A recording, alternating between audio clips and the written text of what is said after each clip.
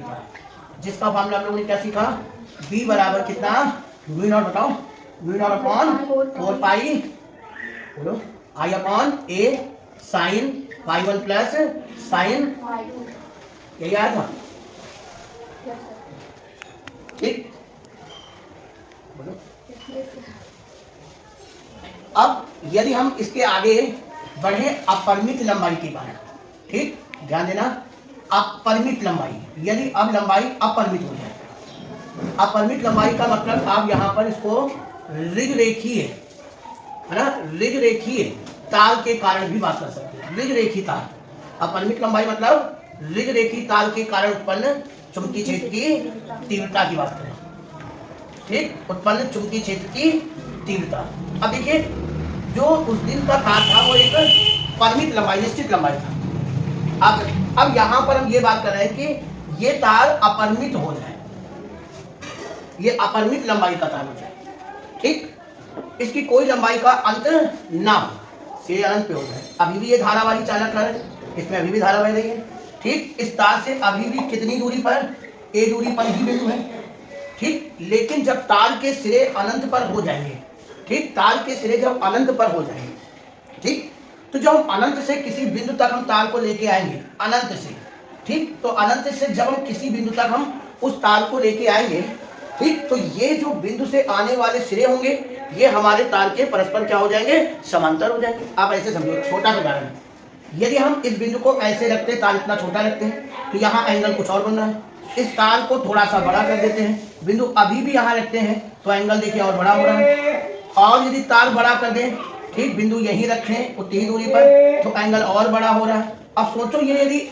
अनंत पे हो जाएगा तो ये बिल्कुल ये जो हमारी रेखा होगी ये हमारे धारावाही चालक तार के परस्पर क्या हो जाएगी, समांतर। और यदि ये समांतर हुई तो यहाँ पर आपको याद होगा उस दिन एंगल क्या बना था, फाई 1, और यहाँ पर एंगल क्या बना था, फाई 2, क्योंकि ये मिलाने वाली रेखा के दोनों लंबवत हो जाएंगे, इसलिए हम कह सकते हैं फाई 1 और फाई 2 दोनों का वैल्यू कितने डिग्री हो जाएगी, 90।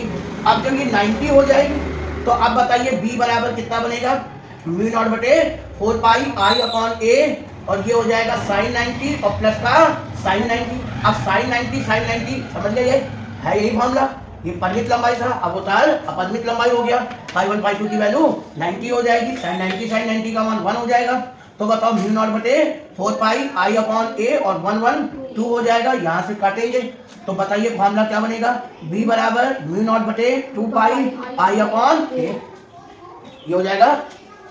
अब आप इस बात को अच्छे से समझ सकते हैं क्योंकि यहाँ पर म्यू नॉट बटे 2 पाई जो होगा वो क्या हो गया, कांस्टेंट।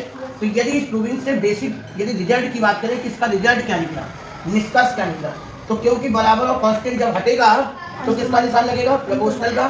तो ऑब्वियस सी बात है कि बी जो है वो दो बातों पर डिपेंड करने लगा, एक बी जो है वो तार में बहने वाली धारा के क्या हुआ, अनुकमानुपाती, और दूसरा जो उत्पन्न चुंबकीय क्षेत्र है वो तार से बिंदु की दूरी के क्या हुआ, व्युत्क्रमानुपाती हुआ, ठीक। अब यदि इस मामले को जब हम लोग यूज करेंगे बेसिकली इस पे रिजल्ट ये निकल जाएगा। जब हम लोग यही चीज अपरिमित या ऋजरेखी तार को हम लोग पढ़ते हैं हाई स्कूल में तो हम लोग को ये बात सिखाई जाती है कि ऋजरेखी तार के कारण, किसी तार के कारण उत्पन्न चुंबकीय क्षेत्र प्रवाहित धारा के अनुकमानुपाती और दूरी के व्युत्क्रमानुपाती होता है, और सीधे उठाकर ये कांस्टेंट लगा दिया जाता है, जो बात समझ नहीं आती है। एक्चुअल में इसका बेसिक मतलब ये था कि अपरिमित लंबाई के लिए ये था, अपरिमित लंबाई के ये आया। अब यहाँ पर आप जानते हैं कि म्यू नॉट की वैल्यू कितनी होती है बेटा, 4 पाई 10 की पावर -7, तो बी बराबर कितना होगा, 4 पाई इंटू 10 की पावर -7 बटे 2 पाई आई अपॉन कितना, काट दिया तो कुल मिलाकर बी बराबर 2 गुणित 10 की घात -7 आई अपॉन कितना, ये निकल के आया उत्पन्न चुंबकीय क्षेत्र की तीव्रता, ठीक है। इतनी बात समझ आ गई।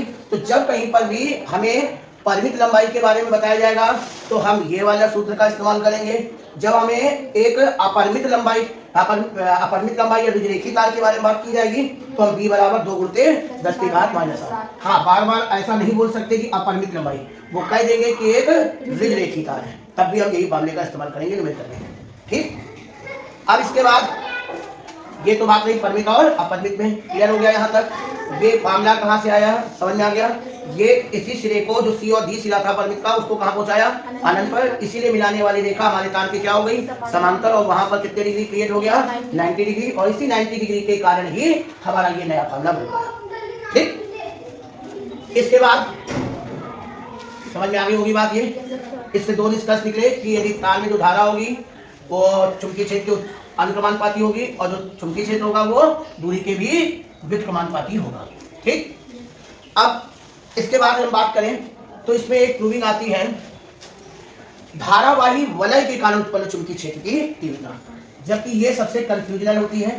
धारावाही वलय के कारण उत्पन्न चुंबकीय क्षेत्र की तीव्रता, तो धारावाही वलय के कारण उत्पन्न चुंबकीय क्षेत्र की तीव्रता, तो ये कैसे सॉल्व होगा? धारावाही वलय के कारण।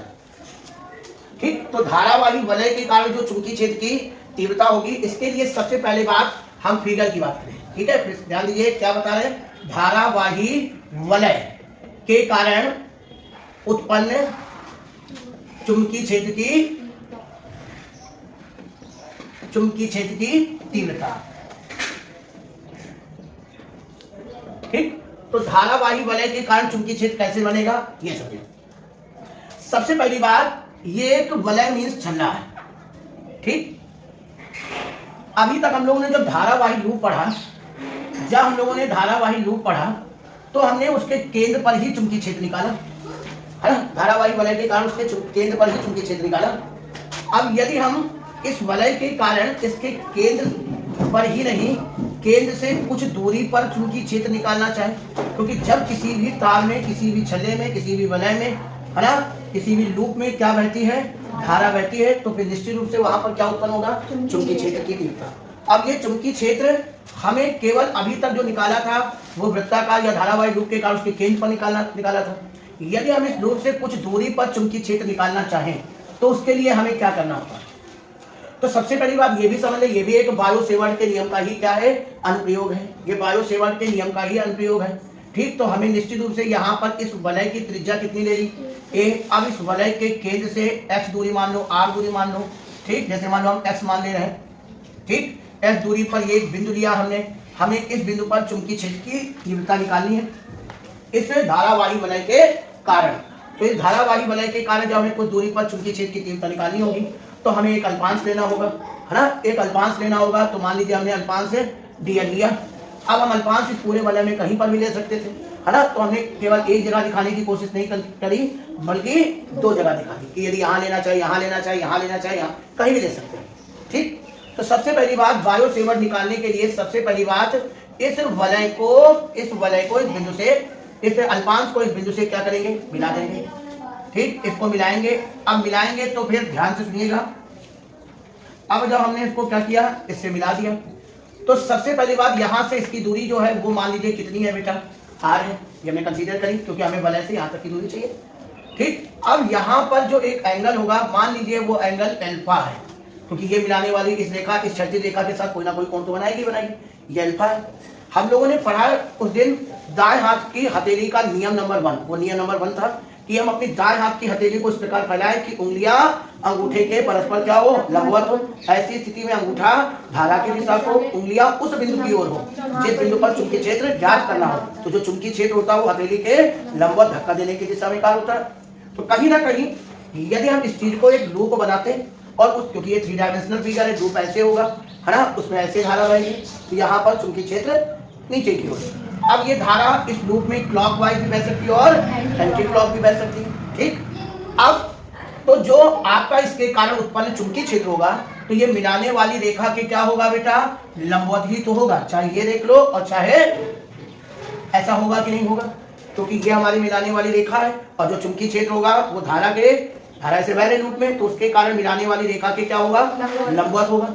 ठीक, तो यहाँ पर ये चुंबकीय क्षेत्र उत्पन्न होगा। अब अच्छे हम बार-बार कह रहे धारा क्लॉकवाइज भी बह सकती है, धारा एंटी क्लॉक भी बह सकती है, लेकिन इस लूप के में बहने वाली धारा के कारण चुंबकीय क्षेत्र जो होगा वो मिलाने वाली रेखा के लंबवत होगा, क्योंकि हम एक अल्पांश की बात कर रहे हैं। तो अल्पांश के कारण जो उत्पन्न चुंबकीय क्षेत्र होगा वो भी क्या होगा बेटा? अल्प होगा कि नहीं होगा? अल्पांश के कारण चुंबकीय क्षेत्र भी क्या होगा? अल्प होगा। अब हम इसको यहाँ पर, क्योंकि चुंबकीय क्षेत्र कौन सी राशि है? सदिश राशि। अब यदि कोई भी सदिश राशि की यदि हम बात करें, तो यदि कोई भी सदिश राशि जब x अक्ष या y अक्ष पे नहीं होता तो उसको हम कितने कंपोनेंट में? 2 कंपोनेंट, 2 घटक में उसको हम क्या कर सकते हैं? तोड़ सकते हैं, है ना। 2 घटक में हम उसको तोड़ सकते हैं। ठीक, अब बहुत ध्यान से समझने वाली चीज है। यहाँ पर 90 डिग्री बना है, ठीक, यहाँ पर 90 डिग्री बना है, यहाँ पर अल्फा है, ठीक। और ये चुंबकीय क्षेत्र को मिलाने वाली रेखा कितने डिग्री बनाती है बेटा? 90 डिग्री बनाती है, क्योंकि आप जानते हो मिलाने वाली रेखा के चुंबकीय क्षेत्र हमेशा लंबवत ही बनता है ना। रूप में धारा के अनुसार मिलाने वाली रेखा के चुंबकीय क्षेत्र धारा के सापेक्ष वो हमेशा मिलाने वाली रेखा के लंबवत ही होता है, ठीक। तो ये चुंबकीय क्षेत्र यहाँ पर कितने डिग्री का एंगल बनाएगा? 90 डिग्री बना रहा है। और ये बेटा यहाँ पर पहले से कितने डिग्री पर है? 90, क्योंकि ये y एक्सिस है और ये x एक्सिस है ना, है कि नहीं? तो अब इस बात को आप अच्छे से समझो कि ये अल्फा है ना। तो फिर ये इस 90 हटा दो, तो फिर ये कितना होना चाहिए बेटा बताओ? ये 90 माइनस अल्फा हो जाएगा। और ये मिलाने वाली रेखा के चुंबकीय क्षेत्र फिर से क्या है? लंबवत है। तो फिर जब हम 90 में से क्या घटाएंगे? 90 माइनस अल्फा घटाएंगे, तो यहाँ पर 90 कैंसिल होकर यहाँ पर एंगल कितना बनेगा? अल्फा बन के तैयार हो जाएगा, ठीक। ये अल्फा बन के तैयार होगा, क्लियर हो गया यहाँ पर। अब यदि ये अल्फा हुआ तो क्योंकि हमने पढ़ा है कि कोई भी सदिश यदि x या y अक्ष पे नहीं होगी तो उसको कितने घटक में तोड़ सकते हैं? 2 घटक। तो जिसके साथ वो कोण बनाएगा वो उसका कौन सा घटक होगा? है ना, cos घटक। जिसके साथ वो कोण नहीं बनाएगा वो उसका कौन सा घटक होगा? साइन घटक होगा, ठीक। फिर से समझ लीजिए, ये मिलाने वाली रेखा है, चुंबकीय क्षेत्र मिलाने वाली रेखा के क्या होगा? लंबवत होगा। ये y, और यहाँ पर हमने केवल अल्फा एंगल माना है, ये y एक्सिस ये x एक्सिस के साथ 90 बनाएगा। अल्फा हटा देंगे तो ये कितना बनेगा? 90 माइनस अल्फा। और क्योंकि ये चुंबकीय क्षेत्र लंबवत है तो 90 माइनस अल्फा हटा देंगे तो ये कितना होगा? अल्फा होगा, ठीक। अब ये अल्फा होगा तो फिर इसको जब 2 घटक में तोड़ेंगे तो ये dv cos अल्फा और ये dv, और सेम पैटर्न यहाँ पर भी लगा देंगे यही चीज। तो यहाँ पर भी अल्फा, तो ये क्या बनेगा बेटा? dv cos अल्फा, और ये क्या बनेगा? dv sin अल्फा बन जाएगा, ठीक। मैं बार बार कह रहा हूँ, केवल ये धारा के अनुसार चुंबकीय क्षेत्र की क्या बदल सकती है? दिशा। जो चीज ऊपर है वो नीचे हो सकती है, जो नीचे है वो ऊपर हो सकती है, ठीक। लेकिन जो घटक करने का तरीका होगा वो यही होगा, इसमें कोई बदलाव नहीं होगा, ठीक। तो ये हो गया आपका धारावाही वलय के कारण उत्पन्न चुंबकीय क्षेत्र का ये डायग्राम बनके तैयार होगा, ठीक। क्योंकि ये भी एक बायो सेवर्ट के नियम के अनुप्रयोग में आता है, ठीक। तो बायो सेवर्ट के नियम के अनुसार ये सारी घटना चलेंगी। तो बायो सेवर्ट, अब यदि हम इसमें बायो सेवर्ट के नियम की बात करें तो बायो सेवर्ट का नियम होगा dv बराबर म्यू नॉट बटे 4 पाई आई डेल्टा एल की जगह dl और साइन थीटा होता है ना। एक्चुअल में थीटा ये वाला एंगल है, ठीक, साइन थीटा, क्योंकि अल्पांश और बिंदु को मिलाने वाली रेखा के बीच का कोण दिया जाता है, और बटे इनके यहाँ से यहाँ तक की दूरी कितनी हुई हमारी? r स्क्वायर, ठीक। तो ये तो बायो सेवर्ट का नियम हुआ। इसमें जो सबसे महत्वपूर्ण चीज है वो ये कि यहाँ पर 90 बन चुका है, ठीक। यहाँ पर बनने वाला जो कोण होगा, क्योंकि ये ज्यादा दूर नहीं उत्पन्न करता चुंबकीय क्षेत्र, क्योंकि दूरी बढ़ने के साथ साथ चुंबकीय क्षेत्र का मान क्या होता चला जाता है? घटता चला जाता है ना। तो ये ज्यादा दूर का बिंदु नहीं है, तो यहाँ पर जो एंगल होगा वो बहुत छोटा होगा, और जब ये छोटा होगा तो ये 90 है। अब त्रिभुज के तीनों, ऐसे समझो कि त्रिभुज के तीनों कोणों का योग 180 अंश होता है। तो गणितीय नियमों फिजिक्स में थोड़ा सा अंतर ये है कि मान लीजिए एक एंगल 90 है और वो एंगल मान लीजिए 5 डिग्री का बना हुआ है, तो जो बचा हुआ एंगल है वो कितने डिग्री का होगा? सीधी बात है, 85 डिग्री का होगा। अब यदि हम इसमें ट्रिग्नोमेट्री साइन 90 की वैल्यू लगाएं तो कितना आएगा? वो तो 1 आएगा। अब यदि हम यहाँ पर ये वाले थीटा का साइन 85 की वैल्यू भी लगाएंगे तो नहीं 1 आएगा, ये मानते नहीं आएगा, लेकिन 0.9 समथिंग तो आएगा, 0.9 समथिंग ही आएगा, 1 से कम आएगी वैल्यू, है ना। अब लेकिन क्योंकि फिजिक्स में ये वैल्यू लगभग हम कितनी मान सकते हैं? ये फिजिक्स के अनुसार, गणितीय नियमों के अनुसार नहीं सही है, लेकिन फिजिक्स की वैल्यू के अनुसार तो हम सार्थक अंकों के नियमों के अनुसार लगभग उस मान को कितना ले लिया जाए? 1। तो बस यहाँ पर ये चीज है कि ये जो थीटा है ना बेटा, वो साइन थीटा अप्रॉक्स कितना हो गया? तो अब बताओ डी, समझ गए? तो dv बराबर कितना बनेगा? म्यू नॉट बटे 4 पाई आई, और साथ में कितना? dl अपॉन कितना? r square. तो ये dv का फार्मूला निकल गया है, ठीक। अब इसके बाद यहाँ पर थ्योरी है, और थ्योरी में क्या है? थ्योरी में बस इसी की पूरी जो तुमने किया है उसके बारे में लिखो। क्या बेटा लिखेंगे हम? बिंदु P पर उत्पन्न चुंबकीय क्षेत्र dv को, बिंदु P पर उत्पन्न चुंबकीय क्षेत्र dv को कितने घटकों में तोड़ने पर? 2 घटकों में तोड़ने पर इसका ऊर्ध्व घटक, क्योंकि ऊर्ध्वाधर है, इसका ऊर्ध्व घटक dv cos अल्फा, है ना। क्योंकि हमने 2 अल्पांश लिए, क्योंकि इस वलय के कारण निकालना है, इसमें कई अल्पांश बन सकते हैं, तो जितने भी dv cos अल्फा होंगे इसके ऊर्ध्व घटक, ये सब एक दूसरे के विपरीत होने के कारण एक दूसरे के प्रभाव को क्या कर देंगे? निरस्त कर देंगे, और जितने के भी dv साइन अल्फा वो सब एक ही दिशा में जाएंगे और वो क्या हो जाएंगे? जुड़ जाएंगे। तो जब भी हम किसी भी सदिश को 2 घटक में तोड़ते हैं तो उस सदिश का काम तो खत्म होता है, उस सदिश का काम क्या खत्म। अब हमने इस सदिश का काम खत्म किया तो हमारे पास 2 कंपोनेंट बन गए। अब ये कंपोनेंट बराबर व विपरीत होने के कारण क्या हो गए? निरस्त हो गए। तो आपके पास कंपोनेंट का एक ही भाग तो बचा, वो भी dv। अब हो सकता है हमने 2 दिखाए, हो सकता है इस वलय के 10 होते तो 10 यहाँ कंपोनेंट दिख रहे होते, 100 बनाते इसके खंड तो यहाँ पर 100 के डीवी साइन अल्फा दिख रहे होते कि नहीं होते, और सब जुड़ रहे होते। तो अब हम 100 बार तो नहीं जोड़ सकते ना 2 बार जोड़ सकते, क्योंकि ये निश्चित नहीं है कि हम इसको कितने खंडों में जोड़ सकते हैं, लेकिन ये तो निश्चित हो रहा है दिशा के अनुसार सभी खंड जुड़ेंगे। तो अब हम सभी खंड को जोड़कर एक वैल्यू प्राप्त करें, इससे बेटर ऑप्शन है कि इसका हम क्या कर दें, समाकलन कर दें। एक छोटे भाग का निकाल लिया और हम उसको इंटीग्रेट कर दें पूरे वलय के कारण, तो ये क्या हो जाएगा बेटा, समझ गए। तो इसका मतलब यदि हम इस संपूर्ण कुंडली की या संपूर्ण वलय के लिए बात करें, तो संपूर्ण वलय के लिए यदि हम बात करें तो जो चुंबकीय क्षेत्र होगा वो बी है ना, वो किस तरह से निकलेगा।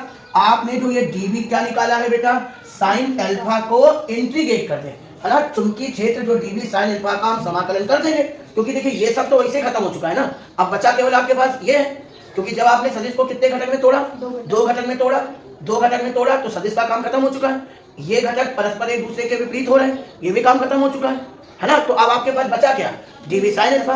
तो हम यदि इसी का क्या कर दें, समाकलन कर दें, तो पूरे वलय के कारण उत्पन्न चुंबकीय क्षेत्र की क्या निकल सकती है, तीव्रता निकल सकती है। तो हमने संपूर्ण वलय के लिए निकाला, डीवी साइन अल्फा का क्या कर दें, समाकलन कर दें, क्योंकि छोटे मान को बड़े मान में बदलने के लिए क्या कर सकते हैं, तो क्या बनेगा बी। अब डीवी की वैल्यू हमने पहले से कुछ निकाल रखी है, तो हम क्या निकाल रखे हैं बेटा बताओ, म्यू नॉट बटे कितना 4 पाई आई डी एल अपॉन कितना आर स्क्वायर और साइन अल्फा। अब यदि यहाँ पर इसको और सॉल्व कर इसको इक्वेशन 1 मान लें, क्योंकि अभी हमें ये नहीं समझ में आ रहा होगा, ये कंफ्यूज है, हम लोग होते रहते हैं कि हम इसमें कौन कांस्टेंट माने और कौन कांस्टेंट ना ले, है ना। तो क्योंकि हम लोग गणित के नियमों के अनुसार समाकलन से बाहर कांस्टेंट को रखना पड़ता है, तो समाकलन करने से पहले इसमें इस बात को पुष्टि करनी होगी कि कौन कौन सी चीजें कांस्टेंट है। देखिए 2 चीज तो निश्चित है, म्यू नॉट बटे 4 पाई, एक ये और एक क्या, ये तो निश्चित है।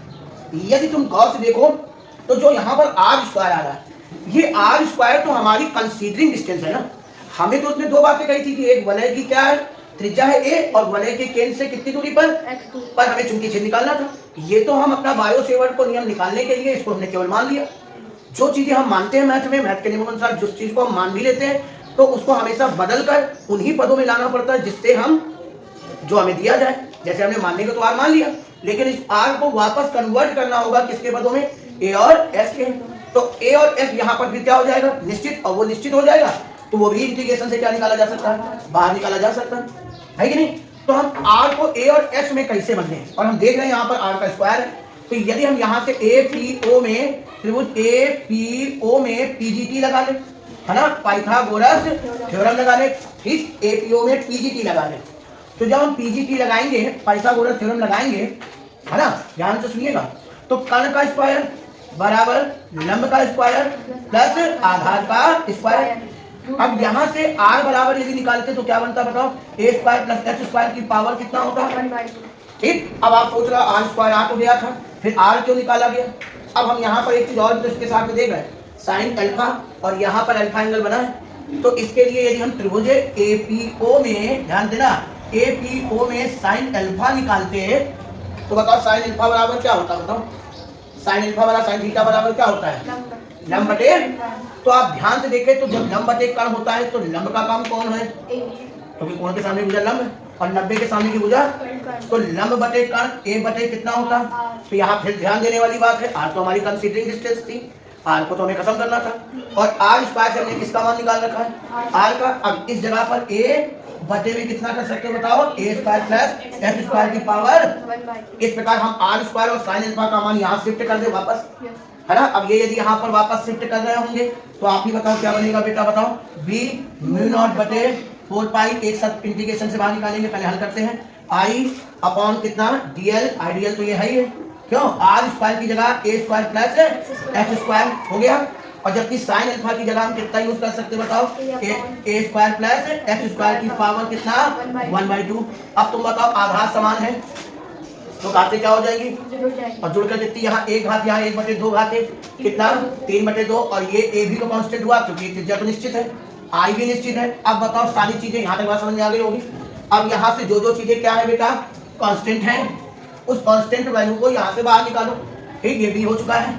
अब यहाँ से कौन कौन सी चीजें कांस्टेंट है उसको बाहर निकालो बेटा, तो क्या निकल के आएगा बताओ, म्यू नॉट अपॉन कितना बाहर आएगा 4 पाई आएगा, साथ में क्या बाहर आ सकता है, आई ए भी आएगा, और साथ में क्या आएगा, ए स्क्वायर प्लस एस स्क्वायर की पावर कितना आएगा, 3/2 आएगा। ठीक, अब इंटीग्रेशन के अंदर क्या बचेगा बताओ, dl यही बचेगा, बाकी सब तो इंटीग्रेशन से क्या आएगा। अब आप बताओ, अच्छा इंटीग्रेशन dl, यहाँ पर dl ये एक अल्पांश की लेंथ थी कि नहीं थी, है ना, तो आप बताओ इंटीग्रेशन dl बराबर क्या होगा, और l को हम क्या कर सकते हैं बेटा बताओ, सीधी बात है, l का मतलब ये पूरी लेंथ, और यही पूरी लेंथ इस पूरे वलय की क्या है बेटा, परिधि है कि नहीं बताओ भाई। dl का इंटीग्रेशन करोगे तो ये पूरा लेंथ दे देगी, और यही इस वलय की क्या है, परिधि है, और परिधि फार्मूला क्या होगा, 2πa, क्योंकि हमने त्रिज्या को a मान रखा है। तो अतः बताइए यहाँ से इस चीज को हम सॉल्व कर दे बेटा, तो क्या बन के तैयार होगा बेटा बताओ, b0 बटे 4 पाई आई ए, और साथ में इसकी जगह ए स्क्वायर प्लस एस स्क्वायर की पावर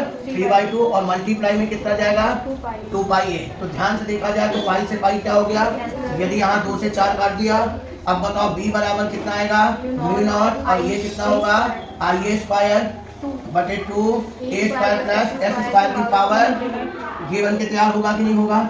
अब यदि कुंडली में कितने फेरे हैं बेटा, यदि कुंडली में n फेरे हैं, है ना, यदि कुंडली में मान लो कुंडली क्या वलय, यदि इस वलय में कितने फेरे हों, n फेरे हों, तो बताओ b बराबर कितना बन के तैयार होगा बेटा, μ0 n आई ए स्क्वायर बटे 2 ए स्क्वायर प्लस एस स्क्वायर की पावर 3/2।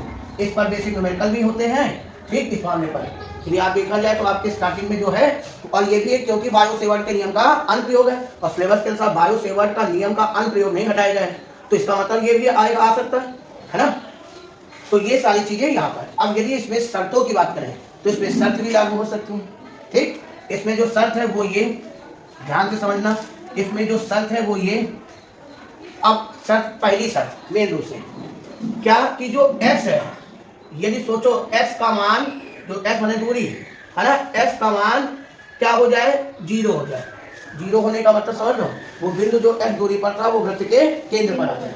तो जहां जहां x है वहां 0 करो, तो क्या बनेगा बताओ बेटा, b बराबर μ0 बटे 2 n आई ए स्क्वायर, ठीक ठीक, और यहाँ क्या बेटा, a स्क्वायर की पावर 3/2। अब तुम बताओ 2 से 2 क्या हो गया, कैंसिल हो गया। b बराबर μ0 बटे 2 n आई ए स्क्वायर बटे में कितना हुआ, a क्यूब, a स्क्वायर से ये क्यूब हटा दिया जाए, तो बताओ b बराबर कितना निकल के आया, μ0 बटे 2 n आई अपॉन a। क्या याद करो, ये धारावाही वलय के केंद्र पर उत्पन्न चुंबकीय क्षेत्र की तीव्रता का सूत्र था कि नहीं था, ठीक। तो वो केवल केंद्र दे रहा था, और ये क्यों इंपॉर्टेंट होता है, क्योंकि ना इससे हम केंद्र पे निकाल सकते हैं, बल्कि हम उस केंद्र से कुछ दूरी पर भी उत्पन्न चुंबकीय क्षेत्र का मेजरमेंट कर सकते हैं, इसलिए ज्यादा, उससे भी ज्यादा इंपॉर्टेंट माना जाता है, ठीक, समझ गए बात। तो ये था तुम्हारा क्या बेटा, बायो सेवर्ट के नियम के अनुप्रयोग में। और देखिए इस पे टॉपिक कौन कौन से आपके तैयार होने चाहिए, ठीक। अब देखें इसमें और कौन कौन सी चीजें तैयार होनी चाहिए, जैसे धारावाही चालक पर लगने वाला बल। अब देखिए धारावाही चालक पर लगने वाला बल, तो यदि हम धारावाही चालक पर लगने वाले बल की बात करें,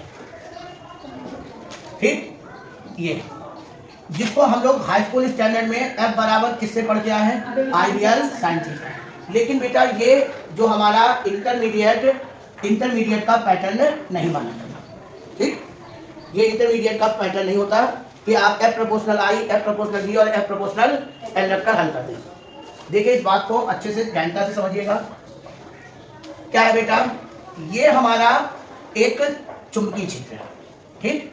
अब हम इस चुंबकीय क्षेत्र में एक तार को रख रहे हैं, इस तार की लेंथ कितनी है, और इस तार में कितनी धारा बह रही है, और इसका थीटा कोण पे है, चुंबकीय क्षेत्र कितना है, b है।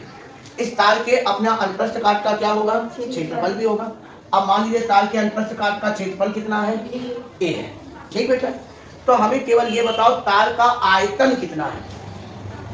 यदि हम बात करें तार का आयतन, तो और हाँ, क्योंकि ये धातु का तार है, तो धातु के तार के में क्या पाए जाते हैं बेटा, मुक्त इलेक्ट्रॉन होते हैं ना। तो हम कुछ चीजें मान लेंगे, क्या मान लेंगे, माना तार की लंबाई कितनी है बेटा, L है। अनुप्रस्थ काट का क्षेत्रफल कितना है बेटा, अनुप्रस्थ काट बोलो या अनुप्रस्थ परिच्छेद बोलो, अनुप्रस्थ काट का क्षेत्रफल मान लीजिए कितना है बेटा, a है। इसके एकांक आयतन में मुक्त इलेक्ट्रॉनों की एकांक आयतन में मुक्त इलेक्ट्रॉनों की जो संख्या है, एकांक आयतन में मुक्त इलेक्ट्रॉनों की संख्या जो है ना, एकांक आयतन में जो मुक्त इलेक्ट्रॉन है वो कितने हैं, n है। एकांक आयतन में मुक्त इलेक्ट्रॉनों की संख्या कितनी मान लेंगे, n है। ठीक, इतनी बातें मान ली। और क्योंकि किसी भी जब धारा बह रही है तो हमने वैद्युत चालन में पढ़ा है कि धारा तो तभी बहेगी जब बैटरी लगी होगी, बिना बैटरी लगे तो धारा बह नहीं सकती। और बैटरी लगी है तो इसके अंदर जो मुक्त इलेक्ट्रॉन होते हैं वो अनुगमन वेग से चल रहे होते हैं, क्योंकि जब हम बैटरी पर तो अनुगमन वेग का टॉपिक है कि नहीं। तो इसमें जो इलेक्ट्रॉन है उनका जो ड्रिफ्ट वेलोसिटी है अर्थात अनुगमन वेग है वो भी हम कंसीडर कर लेंगे, कितना वीडी है। और हम इस बात का ध्यान रखेंगे कि एकांक आयतन में मुक्त इलेक्ट्रॉनों की संख्या कितनी मानी जा रही है, स्मॉल n। ठीक, इतनी चीजें मानने वाली है। यहाँ तक बात समझ में आ गई। अब यदि हम इसको सॉल्व करें तो हमें सबसे पहले ये पता होना चाहिए कि इस तार का आयतन कितना है। अब सोचो, तार का आयतन, जब हमें तार के अंतस्थ परिच्छेद का क्षेत्रफल पता है a और तार की लंबाई पता है l, तो जो तार का जो आयतन आएगा वो कितना होगा बेटा, l। ठीक, a इंटू l, ये तार का आयतन हुआ। जब हमने माना कि हमारे एकांक आयतन में मुक्त इलेक्ट्रॉन, एकांक आयतन में मुक्त इलेक्ट्रॉन कितने हैं, एकांक आयतन में मुक्त इलेक्ट्रॉन जो है वो है n। तो आपका एल आयतन में जो मुक्त इलेक्ट्रॉन होंगे वो बताइए कितने होने चाहिए बेटा, NaL। यहां तक कोई दिक्कत है? ठीक, अब हमें ये बताओ, इस तार के अंदर इलेक्ट्रॉन होंगे, ठीक, और ये इलेक्ट्रॉन कहां पर है बेटा, चुंबकीय क्षेत्र में। ऐसे समझो, ये एक चालक तार था, इसके अंदर इलेक्ट्रॉन उपस्थित है, मुक्त इलेक्ट्रॉन है, ठीक, और ये मुक्त इलेक्ट्रॉन चल रहे हैं, और चल भी रहे हैं तो किस वेग से चल रहे हैं, अनुगमन वेग से चल रहे हैं। और ये तार एक चुंबकीय क्षेत्र में रखा है, चुंबकीय क्षेत्र उसके एंगल में बना के रखा है। क्यों? तो हम लोगों ने लॉरेंज बल इसके पहले क्लियर किया था कि यदि कोई आवेश चुंबकीय क्षेत्र में गतिमान होगा तो उस पर क्या काम करेगा, लॉरेंज बल। ठीक, तो अब एक इलेक्ट्रॉन पर सोच देखो, एक इलेक्ट्रॉन पर लगने वाला बल कितना हो जाएगा बताओ। एक इलेक्ट्रॉन पर लगने वाला जो बल होगा वो कितना होगा, वो भी चुंबकीय बल की बात है, मैग्नेटिक फोर्स की बात है। तो क्योंकि लॉरेंज बल होता है QVB, क्योंकि यहाँ थीटा एंगल पर इलेक्ट्रॉन चल रहा है, आवेश चल रहा है, तो Q इलेक्ट्रॉन का आवेश किससे लिखा जाता है, E से, क्योंकि चालक तार के अंदर इलेक्ट्रॉन अनुगमन वेग से चल रहे हैं। ठीक, और जो चुंबकीय क्षेत्र है वो भी है, और साथ में कितना बेटा, साइन थीटा। तो Fm बराबर EVdB, ये एक इलेक्ट्रॉन पर लगने वाला बल है। अब हम तुमसे कहें संपूर्ण तार पर कितना बल लगेगा बेटा, तो बताओ संपूर्ण तार के पर यदि हम बल की बात करें तो तुम बताओ। तो सीधी सी बात है, पूरे तार पर लगने वाला यदि हम बल निकालना भी चाहें तो कैसे निकालें, जब हमें एक इलेक्ट्रॉन पर लगने वाला क्या पता है, बल, और हमें कुल इलेक्ट्रॉनों की क्या पता है, संख्या है। तो सीधी सी बात है, एक इलेक्ट्रॉन पर लगने वाला बल, एक इलेक्ट्रॉन पर लगने वाला बल गुणते बेटा इलेक्ट्रॉनों की क्या संख्या, इलेक्ट्रॉनों की क्या संख्या। ठीक, ये आ जाएगा। अब आप खुद सोचो, एक इलेक्ट्रॉन पर लगने वाला बल कितना था बेटा, EVdB, और जबकि कुल इलेक्ट्रॉनों की संख्या कितनी है बेटा, NaL है, क्योंकि ये निकाला गया आपने। अब आप सोचो, इसमें से हम N को उठाएं, E को उठाएं, A को उठाएं, ठीक, और Vd को उठाएं, इसको पास ले आए, और अलग क्या कर दे बेटा, B को, L को, और क्या बचा, साइन थीटा को। कहीं ना कहीं हमने वैद्युत चालन में ये बात पढ़ रखी होती है, क्या I बराबर क्या होता है, NeAVd वही होती है। तो इसका मतलब हम इसको क्या लिख सकते हैं, तो अतः F बराबर क्या बन सकता है बताओ, IBL साइन, F बराबर क्या बन के तैयार होगा, IBL। ये देखिए धारावाही चालक में लगने वाला बल निकला है, लेकिन हमने इसमें वो मेथड यूज किया जो इंटरमीडिएट के बेस की थ्योरी में चलता है, क्योंकि यहाँ पर हम लोगों ने ये पढ़, हाई स्कूल में ये नहीं दिखाया जा सकता, क्योंकि ना हमें हाई स्कूल में ड्रिफ्ट वेलोसिटी के बारे में पता होता है, ना हमें इस रिलेशन के बारे में पता होता है। तो हम हाई स्कूल के अब वही चीज हम ideal sine theta F proportional I F proportional B वाली थ्योरी यहाँ इंटरमीडिएट में अप्लाई करेंगे, तो ये बात सही दृष्टिकोण पे नहीं जाती कि नहीं, हाँ बच्चे को इस बात की जानकारी नहीं। तो ये F बराबर आइडियल साइन थीटा का प्रोसेस है। और यदि हम चाहें तो यहाँ से बेटा हम मैग्नेटिक फील्ड अर्थात चुंबकीय क्षेत्र की तीव्रता, अभी क्लास का हम केवल चुंबकीय क्षेत्र पढ़े थे, अब हम चुंबकीय क्षेत्र की तीव्रता का भी यहाँ पर ग्रहण कर सकते हैं। इसके लिए हमें क्या करना होगा, ये देखिए, अब हम चुंबकीय क्षेत्र, ये मैथड समझ में आया कि नहीं आया, कोई दिक्कत है वाले बताओ, क्लियर हो गया। आपने देखा हमने पहले तार का क्या निकाला, फिर हमें तो शुरुआत माना था उसके एकांक आयतन में मुक्त इलेक्ट्रॉनों की संख्या कितनी है, फिर हमने तार का आयतन पता कर रखा है Al है, तो उसके आयतन में कितने होंगे, क्योंकि तार में क्या बह रही थी, धारा तब बढ़ती है जब उसपे क्या लगाया जा रहा होता है, धातु विभवांतर, और विभवांतर लगा है तो विभवांतर के लगने से वैद्युत चालन में पढ़ाया जाता है जो अंदर के इलेक्ट्रॉन होते हैं वो एक निश्चित दिशा में है ना अनुगमन वेग से चलने लगते हैं, अर्थात इलेक्ट्रॉनों के पास क्या होगा, अनुगमन वेग भी होगा। क्योंकि हमने तार को चुंबकीय क्षेत्र में समांतर या लंबवत न मानकर किसी कोण पर माना है, इसका मतलब वो कोण कितना था, थीटा। तो जब कोई आवेश चुंबकीय क्षेत्र में किसी कोण पर जाएगा तो ऐसी स्थिति में उस पर जो लारेंस बल काम करेगा वो QV sin थीटा से, तो यहाँ इलेक्ट्रॉन है तो E और यहाँ पर VD और B sin थीटा, तो इस प्रकार हम एक इलेक्ट्रॉन पर लगने वाले बल की गणना कर सकते हैं। ठीक, यहाँ तक बात समझ में आ गई। अब यदि हम यहाँ से मैग्नेटिक फील्ड की डिफिनीशन भी देना चाहें तो हम क्या कर सकते हैं बेटा, यदि हमारा L का मान कितने मीटर हो जाए, 1 मीटर, और हमारा जो थीटा है वो कितने डिग्री हो जाए, 90 डिग्री, और तार में I का मान भी कितने एम्पियर हो जाए, 1 एम्पियर, तो F बराबर हम क्या लगा सकते हैं बेटा, क्यों F सब कुछ एक हो जाएगा तो F का मान किसके बराबर हो जाएगा। तो अब यहाँ से देखा जाए तो यहाँ से परिभाषा दी जा सकती है किसकी, चुंबकीय क्षेत्र की तीव्रता की। क्या बेटा, यदि एकांक लंबाई के धारावाही चालकता, एकांक लंबाई के धारावाही चालकता जिसमें कितने 1 एम्पियर की धारा प्रवाहित हो रही हो, उसे चुंबकीय क्षेत्र में लंबवत रखने पर, उसे चुंबकीय क्षेत्र में लंबवत रखने पर उस पर लगने वाला बल चुंबकीय क्षेत्र की तीव्रता के बराबर होता है, उस पर लगने वाला बल चुंबकीय क्षेत्र की तीव्रता के बराबर होता है।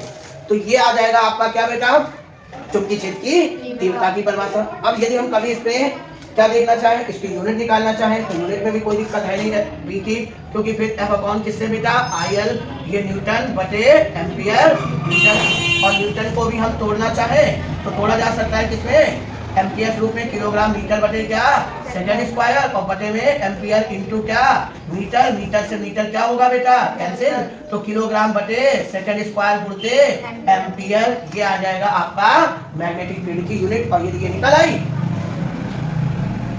तो यहाँ से MT-2 A- डायमेंशन फार्मूला भी निकल आएगा, तो ये पूरा धारावाही चालक पर लगने वाला बल निकल सकता है। ठीक, अब हम इसके यहाँ तक बात समझ में आ गई, कोई दिक्कत है।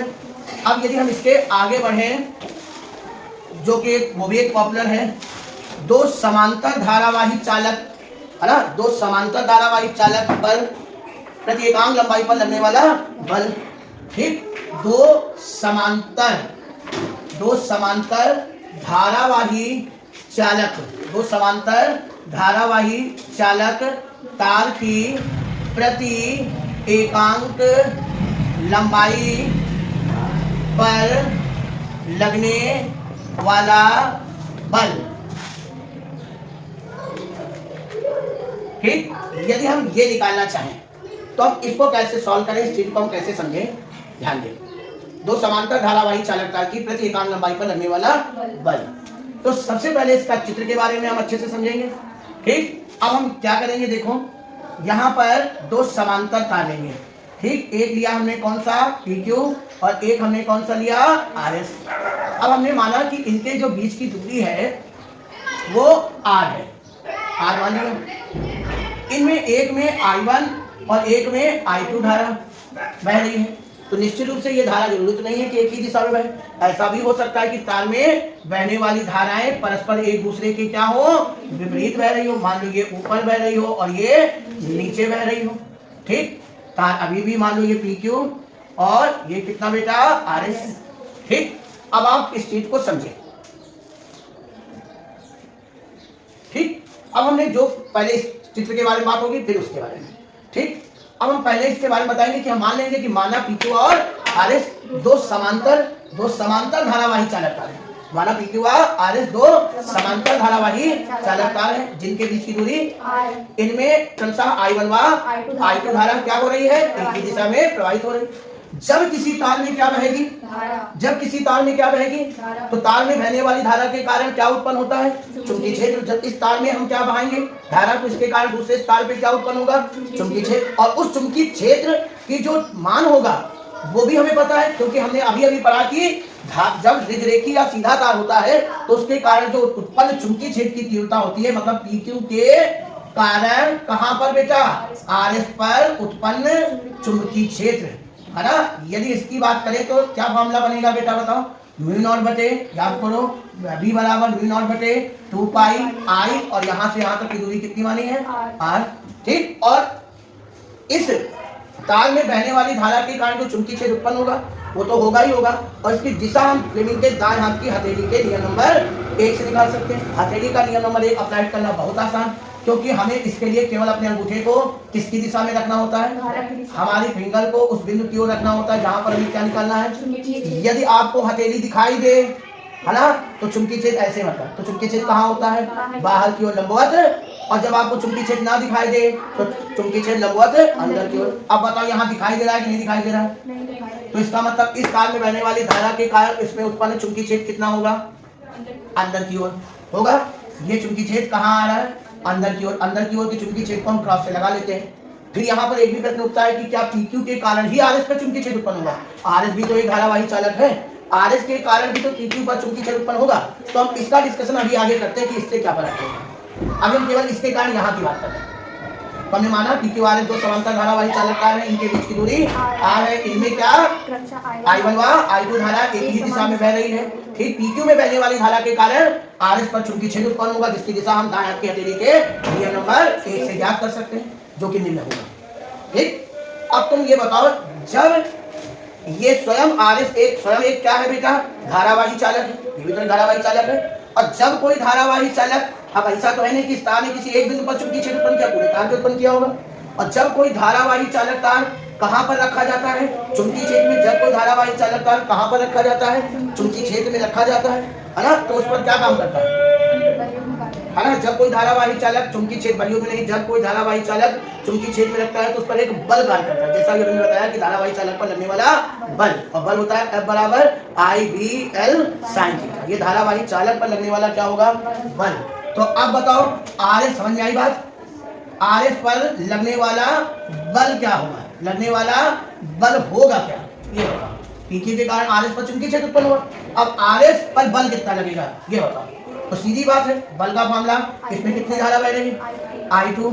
अब इसमें इसके द्वारा यहाँ चुंबकीय क्षेत्र कितना उत्पन्न किया गया, B, है ना। और इस तार की लेंथ हम मान लें अपनी तरफ से कितनी, मान लें कि RS तार की लंबाई कितनी है, तो बताइए I2BL। अच्छा, चुंबकीय क्षेत्र कहाँ उत्पन्न हुआ, लंबवत अंदर की ओर, तो यहाँ पर थीटा की जगह कितना होगा। तो अब बताओ जरा, I2 लिखा रहने दिया, B की जगह हम कितना शिफ्ट कर सकते हैं बेटा, म्यू नॉट बटे 2 पाई I अपॉन कितना, और साथ में कितना। ठीक, समझ में आ रही बात नहीं आ रही, इसमें यहाँ पर हम क्या लिख देंगे, क्योंकि पहले तार में कितनी धारा बह रही थी। ठीक, तो अब बताओ F बटे L बराबर म्यू नॉट बटे 2 पाई I1 I2 अपॉन कितना। अब इस तुम भी जानते हो ये जो बल काम करेगा, तो बल भी एक कौन सी राशि है, सदिश। इस बल की दिशा भी हम किसके नियम से निकाल सकते हैं, फ्लेमिंग के बाएं हाथ के नियम से। अब देखिए इस बल के, अभी सब कुछ हम PQ के कारण किसकी बात कर रहे हैं, RS की बात कर रहे हैं, इधर वाले की बात ही नहीं कर रहे, ना भी उस तार की बात कर रहे हैं। अब फ्लेमिंग का बाएं हाथ का नियम कैसे लगेगा, मध्यमा धारा की दिशा को, तर्जनी चुंबकीय क्षेत्र की दिशा को, और अंगूठा बल की दिशा। अब ये सेट हो जाए आपसे तो सही है। देखिए बायां हाथ ध्यान से, चुंबकीय क्षेत्र कहाँ की ओर है बताइए, अंदर की ओर है। अब अंगूठे को अपनी इस तरह से घुमाइए ताकि हमारी जो मध्यमा है वो किसकी दिशा में आ जाए, धारा की दिशा में। चुंबकीय क्षेत्र कहाँ की ओर है, अंदर की ओर। अब धारा कहाँ की ओर है, ऊपर की ओर। तो बताइए बल कहाँ लग रहा है, इधर की ओर, अर्थात आपके बाएं हाथ की तरफ। ठीक, तो ये बल इधर की ओर काम करेगा कि नहीं करेगा। ठीक, अभी तक हमने क्या माना बेटा बताओ, कि माना PQ RS एक दो समांतर धारावाही चालक तार है, जिनके बीच की दूरी क्या है, इसमें क्रमशः I1 व I2 धारा प्रवाहित हो रही है। ठीक, पहले तार PQ के कारण दूसरे तार RS पर उत्पन्न चुंबकीय क्षेत्र की तीव्रता, जिसकी दिशा दाएं हाथ की हथेली के नियम नंबर 1 से ज्ञात की जा सकती है। ठीक, क्योंकि दूसरा तार एक धारावाही चालक तार है जिसमें I2 धारा प्रवाहित हो रही है। यदि उसकी लंबाई कितनी हो बेटा, L, तो उस पर एक बल कार्य करेगा। उस बल की दिशा फ्लेमिंग के किसके नियम से, बाएं हाथ के नियम से ज्ञात की जा सकती है। अगर हम फ्लेमिंग के बाएं हाथ के नियम से इसकी दिशा ज्ञात करेंगे तो वो दिशा हमने आपको दिखाई है, इधर की ओर काम कर रही है, और वो बल का मान होगा I2BL sin थीटा। तो इस प्रकार हमने उस चालक तार की प्रति एकांक, देखो प्रति एकांक लंबाई पर लगने वाला बल यहाँ तक प्राप्त कर लिया।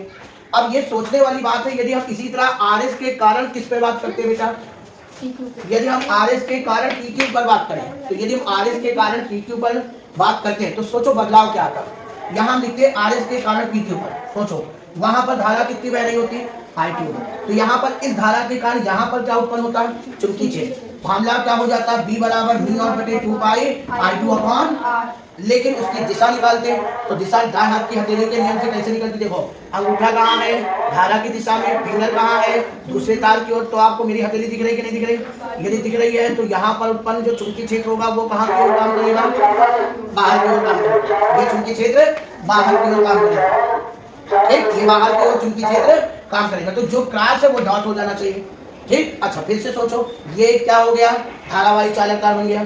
इसकी भी अपनी एक क्या होती, लंबाई होती है ना। फिर इस पर क्या लगता, बल लगता। तो जो I2 है वहां पर क्या हो जाता, I1 हो जाता। तो I1 DL, क्योंकि ये लंबवत बाहर की ओर होता तभी साइन 90 होता। फिर से बराबर I2, यहाँ जहाँ I2 है वहाँ I1 होता, और जहाँ I1 है वो। तो बताइए प्रति एकांक लंबाई पर लगने वाला बल का मामला तो यही होता कि ना होता। इसका मतलब इससे क्या सीखा कि यदि हम PQ के कारण कहाँ पर, यदि RS के कारण कहाँ पर, PQ पर क्या निकाले, बल निकालने की बात करें तो उसके सूत्र में कोई भी प्रभाव नहीं पड़ता। हाँ बस एक बदलाव होगा, फिर I2 जहाँ I1 होगा वहाँ I2 होगा, जहाँ I2 होगा वहाँ, लेकिन जो परिणाम आएगा उस पर कोई प्रभाव नहीं पड़ रहा है। हाँ अब रही बात दिशा की, अब दिशा के बाद बदलाव होएगा। अब देखिए, अब सीधी बात है, बल की दिशा किसके नियम से निकालनी है, फ्लेमिंग के बाएं हाथ। अब हमारा ये चुंबकीय क्षेत्र होता है, तर्जनी हमारी चुंबकीय क्षेत्र कहाँ की ओर जा रहा है, बाहर की ओर। अब ध्यान दीजिए अंगूठा घुमाने में इस स्थिति पे धारा कहाँ जा रही है, देखिए धारा ऊपर की ओर जा रही है, चुंबकीय क्षेत्र कहाँ की ओर है, बाहर की ओर। तो बल कहाँ लग रहा है, अंदर की, मतलब दाहिनी ओर। अब जब ये ऐसे लगेगा, अब क्योंकि हमने माना है कि दोनों तार में क्या बह रही है, धारा बह रही है, और दोनों तार में धारा कहाँ बह रही है, एक ही दिशा में। तो दोनों बल एक दूसरे को क्या लाने की कोशिश कर रहे हैं, इन तारों को पास लाने की कोशिश कर रहे हैं। अर्थात ये बल कौन सा बल का काम कर रहा है बेटा, आकर्षण, क्योंकि ये तारों को आकर्षित कर रहा है। ये बल दोनों को पास लाने की कोशिश कर रहा है, अर्थात आकर्षित कर रहा है, ये बल आकर्षण बल होगा। कभी कभी ये भी पूछ लेते हैं कि यदि तारों में धारा एक ही दिशा में, तारों में धारा एक ही दिशा में, तो बताइए बल कैसा होगा, आकर्षण या, तो बल का मान निकाल सकते हो, बल को आकर्षण होगा, ठीक। अब हम बात करेंगे इसकी, ठीक। अब हम बार बार कह रहे हैं कि फार्मूले वाइज कोई भी बदलाव नहीं होने वाला है, केवल दिशा के अनुसार। तो सोचो इस तार में बहने वाली धारा के कारण वहां पर चुंबकीय क्षेत्र निकालते, है ना। तो आप देखिए केवल आप किसके नियम से निकालते हैं, पहले चुंबकीय क्षेत्र दाएं हाथ की हथेली का नियम नंबर। तो यहाँ पर अंगूठा पहले किसकी दिशा में, धारा की दिशा में, फिंगर हमारी कहाँ की ओर, उस बिंदु की ओर जहाँ पर हमें मैग्नेटिक फील्ड। सबसे आसान तरीका होता है इसको हल करने का। ये बताइए चुंबकीय क्षेत्र आपको क्या हथेली दिख रही है, नहीं दिख रही, तो चुंबकीय क्षेत्र कहाँ की ओर होगा, अंदर की ओर। अब यहाँ पर देखिए, इस बार पहले दोनों चुंबकीय क्षेत्र दिखा दे रहे हैं। अब यहाँ पर धारा कहाँ जा रही है, नीचे की ओर। जब धारा नीचे की ओर होगी और फिंगर इस बिंदु की ओर होगा, तब भी तो आपको हथेली नहीं दिख रही है। तो इसका मतलब अभी भी चुंबकीय क्षेत्र कहाँ की ओर होगा। तो देखिए धारा की दिशा बदलने से यहाँ पर चुंबकीय क्षेत्र की दिशा बदल गई, दोनों कहाँ की ओर हो गए, अंदर की ओर। अब रही बात बल की, तो अब यदि इस पर बल की बात करें तो देखो अंगूठा कहाँ की दिशा में बेटा, बोलो, अंगूठा बल की दिशा को दिखाता है, और तर्जनी किसकी दिशा को, तर्जनी चुंबकीय क्षेत्र की दिशा को, और मध्यमा किसकी दिशा को। तो बताओ चुंबकीय क्षेत्र कहाँ जा रहा है, अंदर की ओर। धारा कहाँ जा रही है, ऊपर की ओर। तो क्या बल इधर की ओर जा रहा है, इसका मतलब ये बल इधर की ओर जाएगा। अब इसी तरह से यहाँ बात करें तो देखो चुंबकीय क्षेत्र कहाँ की ओर है, अंदर की ओर। धारा कहाँ की ओर है, नीचे की ओर। तो बल कहाँ लगेगा, उधर की ओर। तो इसका मतलब ये बल इधर की ओर लगेगा। तो इसका अर्थ क्या हुआ कि जब तक तार में धारा एक दिशा में थी तो देखिए बल का परिमाण नहीं बदलेगा, लेकिन बल कैसा था, ये धारा विपरीत दिशा में भी हो जाएंगी तो क्या होगा बेटा, ये बल का परिमाण रूप में बिल्कुल फर्क नहीं पड़ेगा। खास सवालों में इस बात का कोई फर्क नहीं पड़ता, लेकिन आप देख रहे हो बल क्या होने लगे, तो फिर ये बल प्रतिकर्षण। अब ये समझ लीजिए कि यदि दोनों धारा बजाय ऊपर के दोनों कहाँ आती, नीचे, तो फिर ये दोनों आपस में चेंज हो जाते। करके देखिएगा ये दोनों आपस में चेंज हो गए, लेकिन बल फिर भी क्या रहेगा, आकर्षण। यदि धारा जैसे इसमें हमने ऊपर उसमें नीचे भाई, यदि इसको नीचे और इसको, तो फिर ये अंदर की ओर की बजाय कहाँ होती, बाहर हो जाएगा। लेकिन अब बाएं हाथ का नियम लगा के देखिए, दाएं हाथ का, तो फिर ये बल अभी भी लेकिन कहाँ होते हैं, बाहर की ओर होंगे। अर्थात यदि तारों में धारा समान दिशा में होगी तो बल सदैव आकर्षण होगा, तारों में धारा विपरीत दिशा में होगी तो बल सदैव प्रतिकर्षण होगा। ठीक, ये धारावाही तो समांतर धारावाही चालक तार की प्रति एकांक लंबाई पर लगने वाला बल हो गया। ठीक, इसके बाद हम बात करते हैं स्टेट, बहुत इंपॉर्टेंट रूल, एम्पियर का परपथी नियम। यदि इस पे हम बात करेंगे एम्पियर का परपथी नियम। देखिए एम्पियर का परिपथीय नियम। इस नियम में हम लोग को क्या समझाया गया? एम्पियर का परिपथीय नियम। ठीक, एम्पियर का परिपथीय नियम में ये बताया गया कि मान लीजिए कोई एक बंद परिपथ है, मान लूप है एक बंद परिपथ है। इस बंद परिपथ की त्रिज्या मान लीजिए कितनी है? ठीक, इस बंद परिपथ के लंबवत इसमें क्या बह रही हो? इस बंद परिपथ में इसके लंबवत धारा बह रही है। तो आप सीधी सी बात, जब किसी तार में क्या बहेगी, ये स्थिति कुछ ऐसी है, ये हमारा हाथ एक बंद परिपथ है वृत्ति, ये तार इसमें जिससे धारा गुजर रही है। तो जब तार में धारा क्या बहेगी, तार में धारा बहेगी तो यह क्या उत्पन्न करेगा? चुंबकीय क्षेत्र उत्पन्न करेगा। अब सुनिए, हमने यहाँ पर एक अल्पांश लिया, और क्योंकि वृत्तीय चीज में अल्पांश को दिखाने के लिए क्या बेटा, डीएल है ना बेटा, डीएल लिया। यहाँ पर अल्पांश एक सदिश के रूप में काम करेगा, क्योंकि हमने बताया था लंबाई की दिशा के अनुसार चुंबकीय क्षेत्र की दिशा बदलेगी। अभी आपको दिखाते हैं। ठीक, अब आप ऐसे समझो, जैसे सामने की ये दीवार, यहाँ पर सामने का हमने एक अल्पांश ले लिया, और हम तुमसे कहें कि बताइए उस अल्पांश पर, इस सामने के भाग पर एक अल्पांश लिया और यहाँ पर तार में धारा बह रही है, तो बताइए उत्पन्न चुंबकीय क्षेत्र की दिशा उस बिंदु पर क्या होगी? तो आप दाएं हाथ की हथेली के नियम के अनुसार अंगूठा धारा की दिशा में ले जाए, फिंगर को उस अल्पांश की तरफ रखा, तो अब देखो अल्पांश और चुंबकीय क्षेत्र दोनों एक दूसरे के समांतर आ रहे हैं। ठीक, अब मान लो अल्पांश इधर हुआ, अल्पांश की स्थिति चेंज कर दी गई, अल्पांश तो कहीं भी ले लिया गया, अंगूठा ऊपर की ओर धारा की दिशा में है कि नहीं, फिंगर कहाँ है, बिंदु की ओर, अभी भी एक दूसरे के क्या है, समांतर है। लेकिन तुमने एक बात नोटिस करी, यहाँ पर अल्पांश के साथ जो चुंबकीय क्षेत्र की दिशा थी, चुंबकीय क्षेत्र इधर जा रहा था, लेकिन जब अल्पांश की स्थिति चेंज हुई तो चुंबकीय क्षेत्र इधर जाने लगा। इसका मतलब अल्पांश की स्थिति के अनुसार चुंबकीय क्षेत्र की स्थिति भी क्या हो सकती है, चेंज हो सकती है, हो सकती है नहीं हो सकती है। तो यहाँ पर और चेंज जा कितनी हो रही हो, लेकिन एक बात तो तय है कि जो चुंबकीय क्षेत्र होगा वो हमेशा अल्पांश के क्या है, समांतर। सही है कि नहीं, पहले ये बताइए। अल्पांश हमने ये लिया, चुंबकीय क्षेत्र ये, तो चुंबकीय क्षेत्र और अल्पांश समांतर है। हमने स्थिति बदलते चलेगा, स्थिति बदलते चलेगा, चुंबकीय क्षेत्र बदलता चला जा रहा है, दिशा बदल रही है, लेकिन अल्पांश के साथ चुंबकीय क्षेत्र समांतर बना रहे, तो है कि नहीं यहाँ पर। तो इसका मतलब डीएल और बी दोनों परस्पर एक दूसरे के क्या बने रहेंगे, समांतर रहेंगे, और यहाँ सदिश रूप में चलेगा।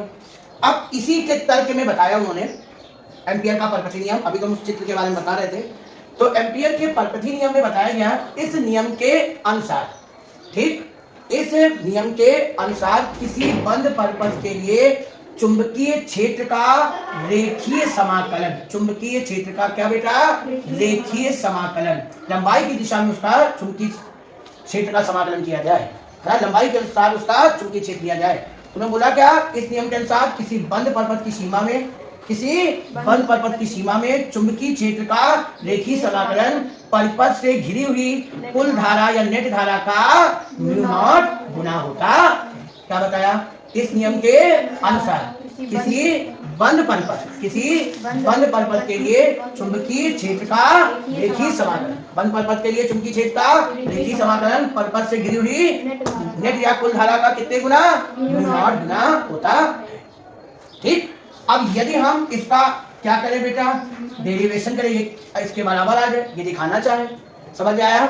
हमने एक बंद परिपथ लिया, मानेंगे कि माना आर त्रिज्या का एक क्या है बेटा, इससे गुजरने वाली अविलंबवत धारा कितनी है, आई है। इसके बंद परिपथ में एक अल्पांश क्या है बेटा, डीएल, और इससे समांतर गुजरने वाला चुंबकीय क्षेत्र कितना है, हमने आपको दिखाया है ना, कि जब अल्पांश की स्थिति बदलते हैं तो चुंबकीय क्षेत्र फिर भी समांतर बना रहेगा। ठीक, तो अब ये बताओ, किसी भी सीधे तार या के कारण किसी बिंदु पर उत्पन्न चुंबकीय क्षेत्र का मामला क्या होता है बेटा, बताओ। लंबे सीधे तार के कारण, लंबे सीधे तार के कारण चुंबकीय क्षेत्र का बेटा मामला क्या होता है। ठीक, तो लंबे सीधे तार के कारण जो चुंबकीय क्षेत्र होता है वो डीबी बराबर कितना बेटा, म्यू नॉट, है ना, म्यू नॉट बटे कितना, 2 पाई आई अपॉन कितना, आर। ठीक, ये लंबे सीधे तार के कारण डीएल क्या लिखें, सॉरी डी लिखेंगे ना, लंबे सीधे तार के कारण उत्पन्न चुंबकीय क्षेत्र की तीव्रता बी बराबर mu naught upon 2 pi I upon R होता है बेटा। ठीक, अब हम बात करेंगे बेटा, तो ये लंबे सीधे तार की बात रही। अब हम यदि एम्पियर का परिपथीय नियम की बात करें, तो एम्पियर के परिपथीय नियम से, तो एम्पियर के परिपथीय नियम में हमें क्या समझाया गया बेटा, बताओ, कि जो ये चुंबकीय क्षेत्र होता है इसका हमें रेखीय समाकलन करना है। किसी बंद परिपथ के लिए बंद परिपथ का समाकलन होता है ना। तो आप बताओ, अच्छा ए डॉट बी बराबर क्या होता है बेटा, बताओ, कॉस थीटा होगा। जैसा कि आप देख रहे हैं, आप बी और डीएल परस्पर एक दूसरे के क्या है, तो थीटा का मान कितना होगा 0। तो इंटीग्रेशन बी डी एल और cos 0 का मान कितना हो जाएगा 1 हो जाएगा। अब हमें एक बात और बताइए, क्या हमने लंबे सीधे तार के कारण चुंबकीय क्षेत्र निकाल के रखा हुआ है mu naught 2 pi I upon R और साथ में कितना। अब बताइए क्या कांस्टेंटों का अवकलन या समाकलन होता है क्या। तो कांस्टेंट कौन से बेटा ये बता सकते हो। म्यू नॉट बटे कितना 2 पाई है ना, ये तो कांस्टेंट हो गया और साथ में क्या कांस्टेंट होगा आई, क्योंकि इस बंद पथ की त्रिज्या निश्चित है और इस तार में बहने वाली। अब बचा क्या बेटा बताओ इंटीग्रेशन डीएल। अब बताओ अच्छा इंटीग्रेशन डीएल का मतलब क्या होता है कोई बताए। इंटीग्रेशन डीएल का मतलब एल का मतलब क्या हो गया पूरे बंद परपथ की लंबाई और पूरे बंद परपथ की लंबाई मतलब 2 पाई आर। तो अतः अब बताइए इसका म्यू नॉट बटे कितना 2 पाई आई अपॉन आर और मल्टीप्लाई में कितना बेटा इंटीग्रेशन डीएल 2 पाई आर होगा। अब ये बताओ 2 पाई आर से 2 पाई आर क्या हुआ। तो बताइए यहाँ पर कितना बचा। हम यहाँ चुंबकीय क्षेत्र का रेखीय समाकलन करके चले थे है ना, उसको हल करते चले गए तो किसके बराबर आया।